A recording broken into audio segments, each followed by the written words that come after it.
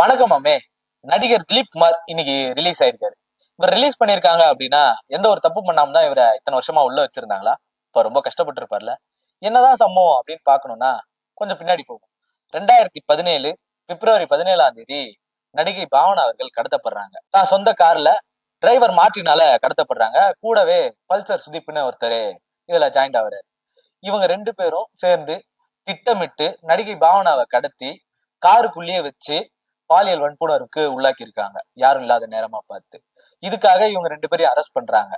ஆனா இதுக்கான காரணம் யாரா இருக்கும், ஏன் இவங்க பண்ணாங்க அப்படின்னு யோசிக்கும் போது இதை பின்தொடர்ந்த ஒருத்தர் நடிகர் திலீப் குமார் இதுக்கு முக்கிய காரணமா இருக்கும், நடிகை பாவனாக்கும் நடிகர் திலீப் குமாருக்கும் முன்விரோதம் இருப்பதாக, அதனால இந்த சம்பவத்துக்கு அவர் காரணமா இருக்கும் அப்படின்னு சொல்லிட்டு அவரையும் சேர்த்து ஃபாலோ பண்றாங்க. இப்படி ஃபாலோ பண்ணும் போது சுதீப் இருக்கார் இல்லையா, பல்சர் சுதீப், இவர் என்ன பண்றாரு, திலீப்புக்கு நெருக்கமானவங்க கிட்ட போன் பண்ணி பேசியிருக்காரு.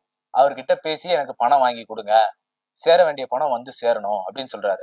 என்னடா பணம் வந்து சேரணும் அப்படின்னு என்ன ஏதுன்னு பார்க்கும்போது சுதீப்பா அரெஸ்ட் பண்ணி ஜெயில வச்சிருக்காங்க. இந்த சம்பவம் தெரிஞ்சதுக்கு அப்புறம் இப்படி ஜெயில இருக்கும் போது அவர் ஒரு லெட்டர் எழுதுறாரு நடிகர் திலீப்க்கு. என்னன்னு எழுதுறாருன்னா, நீங்க சொன்ன மாதிரி நாங்க செஞ்சு முடிச்சாச்சு, எங்களுக்கு வர வேண்டிய பணம் கண்டிப்பா வரணும். ஏன் இவருக்கும் நடிகை பாவனாவுக்கும் முன்விரோதம் இருக்கு அப்படின்றத பார்த்தோம் அப்படின்னா, திலீப்புக்கும் மஞ்சு வாரியருக்கும் ஆல்ரெடி கல்யாணம் ஆயிடுச்சு, அவங்க ஒய்ஃப் இருக்காங்க. ஆனா இதே சமயத்துல திலீப் காவ்யா மாதவன்ற கூட அஃபேர்ல இருக்காரு. இந்த விஷயம் நடிகை பாவனாக்கு தெரிஞ்சு அதை போய் அவங்க சொல்லிடுவாங்க அப்படின்றதுனால திட்டமிட்டு கடந்த ஒரு வருஷமா 2014 மார்ச்ல இருந்து திட்டமிட்டு ஒரு வருஷமா பக்காவா பிளான் போட்டு, சினிமால கூட நடக்க முடியாத அளவுக்கு பிளான் போட்டு கடத்தி காருக்குள்ளேயே ரெண்டு பேரும் சேர்ந்து ரேப் பண்றாங்க. எந்த பொண்ணுக்காச்சும் இது நடக்குமா?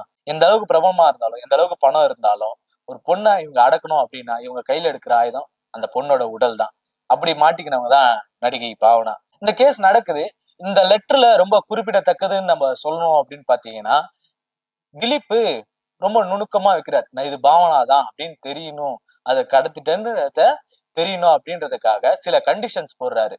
அந்த கண்டிஷன்ஸ் என்ன அப்படின்னு பாத்தீங்கன்னா, நடிகை பாவனாவை கடத்தணும், கடத்தி இவங்க ரெண்டு பேரும் ரேப் பண்ணும். ரேப் பண்ணும் போது என்ன பண்றாருன்னா, ஒருத்தர் மாத்தி மாத்தி அதை வீடியோ எடுக்கிறாங்க. அவங்க வெட்டிங் ரிங்கு, அவங்க அடையாளம், அங்க அடையாளங்கள் தெரியுற மாதிரி, இப்ப மச்சம் இதெல்லாம் சொல்லுவோம் இல்லையா, இந்த மாதிரி அடையாளங்கள் தெரியுற மாதிரி வீடியோ எடுத்து அவருக்கு அனுப்பணும் அப்படின்னு சொல்லியிருக்காங்க. அந்த வீடியோ வெளியே வந்தது மட்டும் இல்லாம அதை நெட்ல அனுப்பி பல பேருக்கு பிரபலமாக்குறாங்க. இந்த மாதிரியான ஒரு கேவலமான ஒரு செயல் செஞ்சதுனால திலீப்பை அரெஸ்ட் பண்றாங்க. இப்படி அரெஸ்ட் பண்ண அவரை என்ன பண்றாங்க அப்படின்னு பாத்தீங்கன்னா, போதிய ஆதாரங்கள் இல்லை அப்படின்னு சொல்லிட்டு ரிலீஸ் பண்றாங்க. போலீஸ் ரொம்ப நுணுக்கமா என்ன பண்ணிருக்காங்க, ஆரம்ப காலகட்டத்துல திலீப்புக்கு நெருக்கமானவங்களை ஃபாலோ பண்ணி அவங்க கிட்ட சுதீப் பேசுறத பார்த்து பணம் பரிமாற்றம் இதெல்லாம் இருக்கு அப்படின்றத தெரிஞ்சு, முன்விரோதம் இருக்குன்றத தெரிஞ்சு ஆராய்ஞ்சி, அதை தாண்டி அவர் எழுதின லெட்டரை வச்சு இவரை புடிச்சு ஜெயில போடுறாங்க.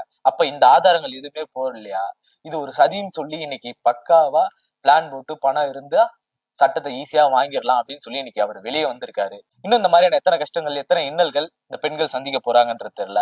பணம் இருக்கிறவங்க இல்லாதவங்கன்னு இல்லைங்க. காந்தி சொன்ன மாதிரி, என்னைக்கு ஒரு பொண்ணு நைட்டு 12 மணிக்கு தனியா அந்த ரோட்ல நடந்து போக முடியுதோ அப்பதான் நம்ம நாட்டுக்கு முழு சுதந்திரம் கிடைச்சிருச்சு அப்படின்னு சொல்லுவாங்க. ஆனா சுதந்திரம் கிடைச்சி 75 வருஷத்துக்கு மேல ஆகியும் ஒரு பொண்ணுக்கு இந்த மாதிரியான ஒரு விஷயம் நடந்தாலும் அதுக்கு ஆதாரம் போதல அப்படின்னு சொல்லி இன்னைக்கு அவரை ரிலீஸ் பண்ணிருக்காங்கன்னா, என்ன மாதிரியான ஆதாரங்கள் இவங்களுக்கு வேணும்ன்றது தெரியல. இன்னைக்கு இந்த தீர்ப்பை பத்தி நீங்க என்ன நினைக்கிறீங்கன்றதையும் சொல்லுங்க.